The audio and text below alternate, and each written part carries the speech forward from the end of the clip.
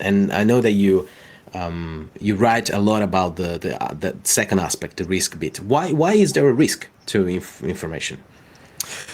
There's a risk associated with the information itself. So if we look at the concern globally around cybersecurity, which is significant, the risk of losing data, information, and knowledge, whether it's thieved by external malicious actors, whether it's simply misplaced or lost by inadvertent employees, or whether you have somebody in the organisation who is absolutely invaluable to you and they walk out the door at 5 o'clock this evening and don't come back.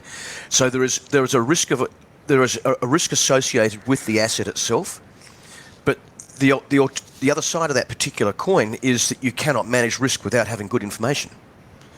So as an example, here in Australia we had an oil and gas company that blew up its production plant, and they could not find the drawings from which they had built the original plant. So they had to send a truck up to pick up the burnt and twisted metal off the ground, the result of the explosion, take it to the nearest capital, reverse engineer the components, put the new bits back on the truck, and then rebuild the plant from that. Now, that was a very expensive and operation. a very expensive operation that did not have to happen, because if they had been able to find the drawings from which they had built the plant in the first place, they simply would have been able to build those components from the drawings. So by not having that information, they self-injected risk. Another example is an energy producer who a